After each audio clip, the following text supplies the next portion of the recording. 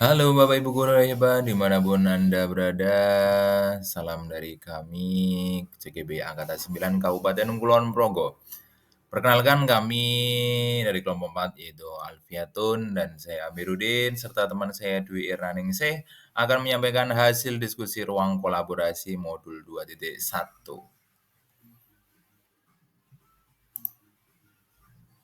Ya, untuk skenario pembelajaran, Bapak Ibu semuanya bisa menyaksikan pada laman LMS, Guru Penggerak Modul 2.1 tentang pembelajaran berdiferensiasi yang dibawakan oleh Pak Kasim Irawan, SPD.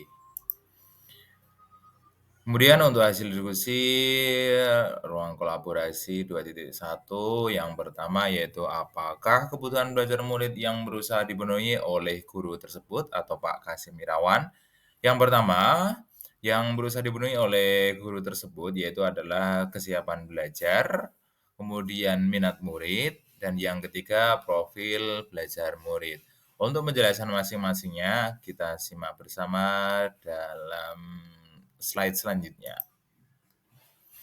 Nah, untuk kesiapan belajar murid, ya Pak Kasim ini menyiapkan kesiapan belajar dengan melakukan tanya jawab kepada siswa. Kemudian menyampaikan sumber bacaan yang bervariasi ya seperti komik sains, kemudian artikel, buku bacaan dan juga video pembelajaran. Kemudian selain itu Pak Kasim untuk menyiapkan kesiapan belajar murid juga mengelompokkan kelompok berdasarkan tingkat kemampuan membaca. Apakah tingkat kemampuan bacanya tinggi, sedang, atau rendah, sehingga nanti akan digabung untuk kelompok-kelompoknya akan mendapatkan peserta yang bervariasi atau heterogen, sehingga mereka bisa saling membantu dalam kegiatan diskusi.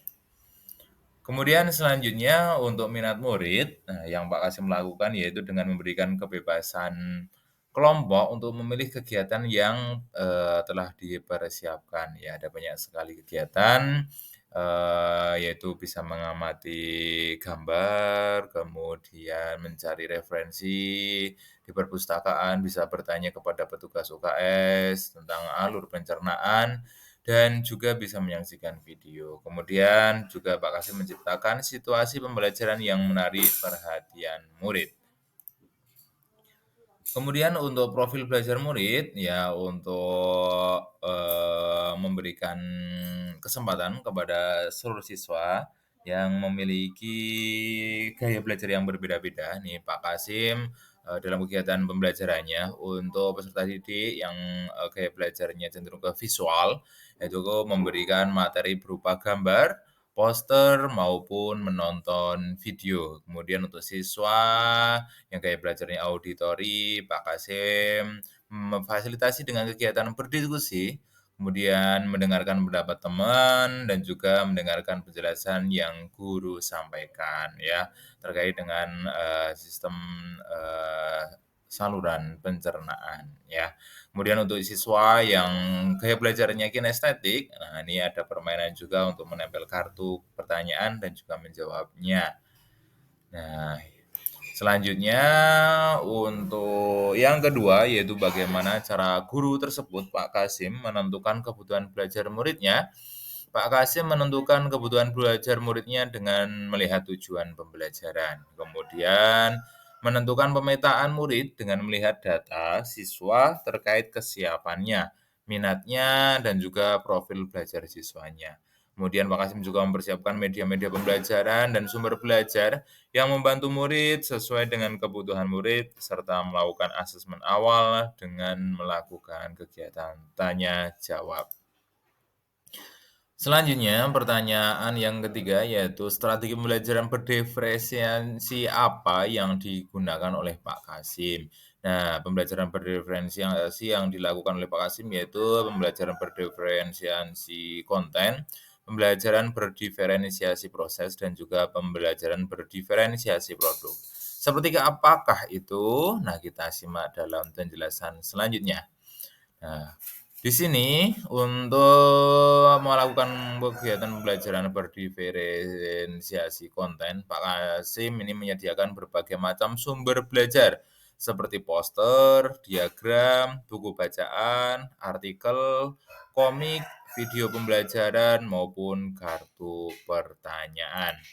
Kemudian selanjutnya untuk pembelajaran berdiferensiasi proses, nah Pak Kasim ini mengadakan atau melakukan kegiatan pembelajaran berdiferensiasi proses, yaitu dengan kegiatan membentuk kelompok sesuai dengan tingkat kelancaran membacanya, pembelajaran dengan berdiskusi, pembelajaran dengan membaca buku maupun artikel ataupun komik, kemudian mengamati poster atau diagram, kemudian mewawancari petugas UKS, menjawab kartu-kartu pertanyaan, dan juga menonton video. Kemudian selanjutnya untuk kegiatan pembelajaran berdiferensiasi produk, nah Pak Kasim mengadakan kegiatan pembelajaran untuk memfasilitasi diferensiasi produk ini dengan meminta siswa untuk membuat alur sistem pencernaan. Nah, dalam bentuk ada yang diagram alur sederhana, kemudian dengan cerita narasi alur pencernaan dengan kosakata yang lebih bervariasi untuk siswa yang memiliki kemampuan sedang, dan juga untuk siswa yang memiliki kemampuan tinggi, ini mereka diminta untuk membuat cerita kreatif alur sistem pencernaan dengan pilihan kosakata yang lebih kompleks atau lebih sulit. Dan pertanyaan yang terakhir yaitu bagaimana guru tersebut, Pak Kasim melakukan penilaian. Nah, penilaian yang dilakukan oleh Pak Kasim Irawan yang pertama yaitu assessment for learning atau penilaian selama proses pembelajaran dengan melakukan kegiatan tanya jawab, observasi kegiatan kelompok, dan juga membuat catatan-catatan penilaian saat kegiatan diskusi sedang berlangsung. Nah, Pak Kasim ini dalam gambar ini terlihat dia berkeliling ke kelompok-kelompok dan juga membuat penilaian-penilaian dan juga catatan di dalam lembar yang ia bawa.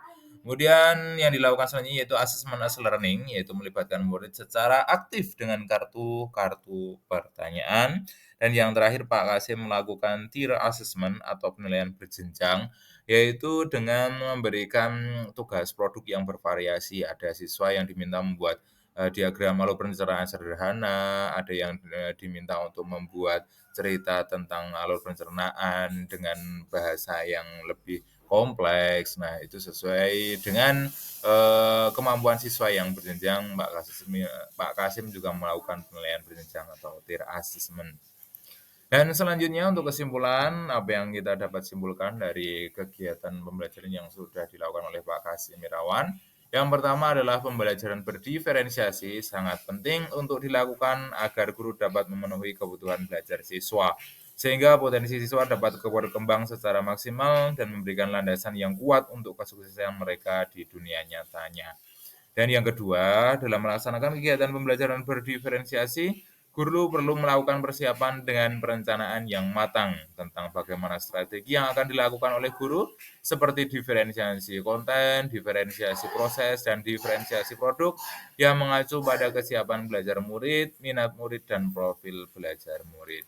Demikianlah hasil diskusi ruang kolaborasi untuk modul 2.1. Terima kasih. Assalamualaikum warahmatullahi wabarakatuh. Salam dan bahagia.